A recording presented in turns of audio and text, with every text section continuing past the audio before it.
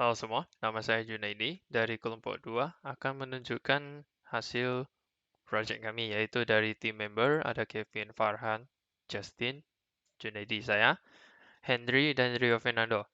Untuk judul project kami itu adalah judulnya Full Stack, yaitu mengenai development, menjelaskan berbagai macam materi yaitu HTML, CSS, JavaScript untuk video tutorial sebagai media pembantu.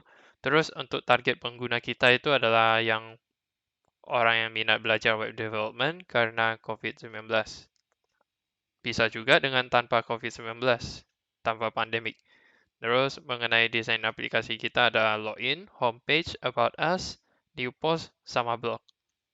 Sekian dari saya. Terima kasih. Silakan untuk yang berikut. Latar belakang dari website kami adalah karena pandemi COVID-19, minat pekerjaan yang bersifat remote atau pekerjaan yang tidak perlu ke kantor mulai meningkat.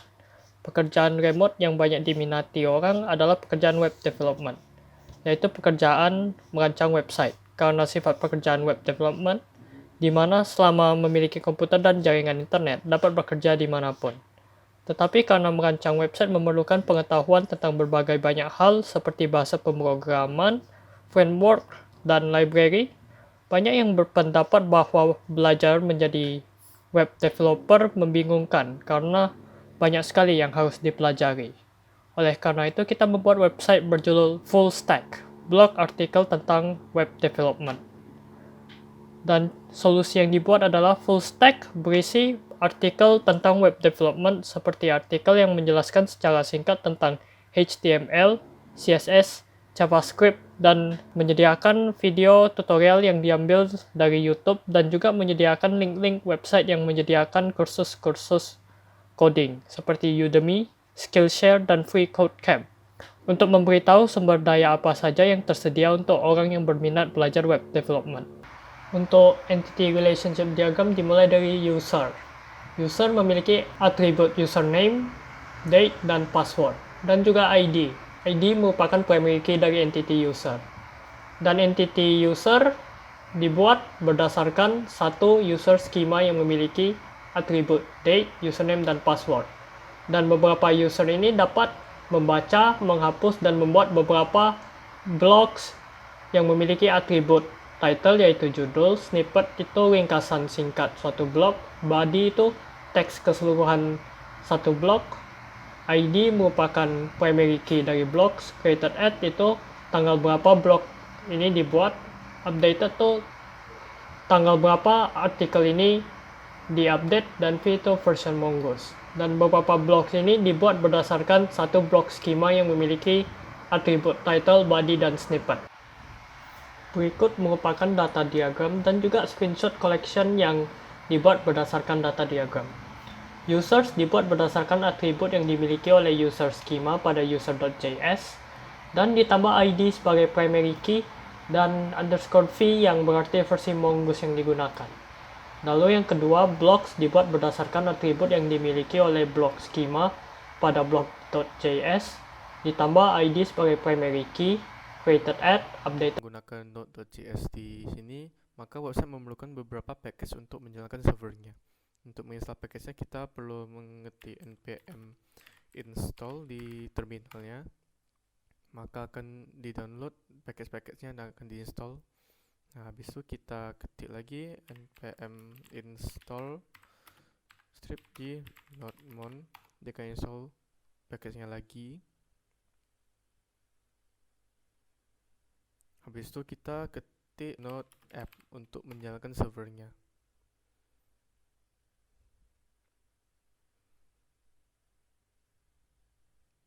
Setelah itu kita ke browser, kita ketik localhost 3000, maka akan muncul websitenya. Halo, nama saya Fanwal Rasidi dan saya akan menjelaskan di bagian register dan login. Nah, berikut ini adalah tampilan registernya. Lalu yang harus kita lakukan adalah sekarang memasukkan namanya untuk account kita. Saya ini, oke. Lalu kita masukkan password untuk accountnya. Lalu kita konfirmasi lagi passwordnya yang sama. Nah, tiba sudah, baru kita tekan register. Nah, tiba sudah tekan register, dia langsung dipindahkan ke login. Nah, di sini kita masukkan lagi. Nah, baru kita masukkan password yang tadi kita sudah buat. Nah, tiba sudah, baru kita tekan login. Nah, dari situ kita sudah terlogin. Kita ada blog, kita bisa meng-view blog, kita bisa add blog title, blog snapshot, blog body, kita submit. Nah, maka akan muncul di sini. Nah, jika kita ingin meng-delete blognya, kita tinggal tekan tombol trash bin ini, maka blognya akan hilang. Fernando, kali ini saya akan menjelaskan 404 not found. Pertama-tama kita buka Google Chrome, ketik lokal host 3000. Mengapa 3000? Karena server ini udah kami buat portnya 3000. Dan ini saya akan mengaksesnya dengan cara enter ya. Dan sekarang kita mengunjungi website kami. Apabila ada kelebihan angka di belakang ini, kayak misalnya, maka patch not found. Jadi kita harus tekan sesuai dengan server yang sudah dibuat oleh kami. Oke, sekian, terima kasih. Tujuan dari website kami adalah untuk mengumpul berbagai sumber-sumber pembelajaran web design. Website kami berisi post yang menjelaskan suatu konsep programming, maupun itu bahasa atau framework yang digunakan dalam web development, seperti apa itu CSS, untuk apa menggunakan CSS, dan lain-lain.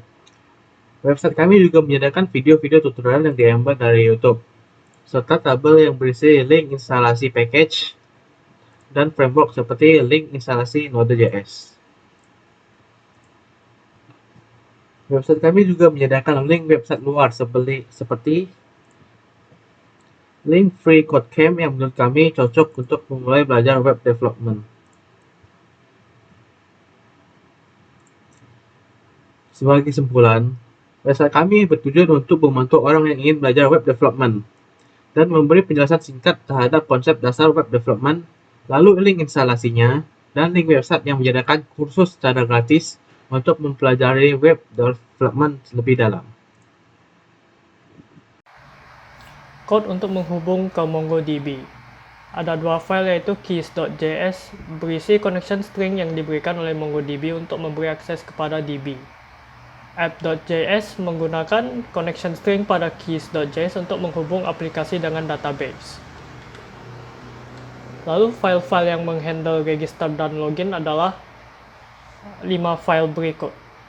Lalu diagram logikanya adalah pertama pembuatan skema, lalu register, lalu login, dan pada page login ini jika user belum register akan diantar ke page register, dan jika user logout dapat login lagi dengan memasuki page login lagi. Lalu user.js berisi skema dengan atribut name yang berbentuk string dan wajib diisi. Password yaitu kata sandi yang berbentuk string dan wajib diisi. Date yaitu tanggal berapa akun dibuat yang berbentuk date dan memiliki value default jika kosong akan diisi dengan tanggal sekarang. Lalu users.js bagian pertama menghandle bagian logika dari register dan login. Fungsi pertama adalah untuk mengambil model user yang berdasarkan skema yang berada di user.js digunakan sebagai basis untuk mengisi data. Lalu kedua untuk merender page register dan ketiga untuk merender login page. Register.js berfungsi untuk membuat form register yang mengirim data yang diinput oleh user dengan metode post. Yang pertama adalah name yang berbentuk string dan wajib diisi, password yaitu string dan wajib diisi, dan password 2 yaitu kata sandi yang berperan sebagai confirm password untuk mengkonfirmasi kata sandi pertama user yang wajib diisi. Lalu users.js bagian 2 itu menghandle bagian logika dari register. Dia mengirim error jika formnya kosong, password dan password 2 tidak sama, password kurang dari 6 karakter, dan user memiliki nama sama dengan akun yang sudah register. Jika tidak, error menyimpan user ke dalam database. Login.ijs untuk mengirim data yang diinput user untuk diverifikasi. yang fungsinya adalah mengirim username yang diinput user dan mengirim password yang diinput user. Lalu passport.js membuat cara memverifikasi user saat melakukan login dengan cara pertama mencari user di database yang sama dengan nama yang diinput. Jika tidak, akan memberi pesan error. Dan kedua, mencari password yang dihash atau dienkripsi di database dengan versi password yang tidak dienkripsi yang diinput oleh user. Jika tidak ditemukan, akan memberi pesan. Users.js bagian 3 menghandle bagian logika dari login dan logout. Yang pertama adalah mengenkripsi password user dengan menggunakan hashing lalu mengirim user ke page login. Lalu yang kedua menghandle code untuk login. Jika sukses, user akan dikirim ke home. Jika gagal, kembali ke page login dan logout. Saat user memencet tombol logout, akan dikirim ke homepage. Berikutnya adalah file-file yang menghandle artikel, yaitu ada 6 file berikut ini.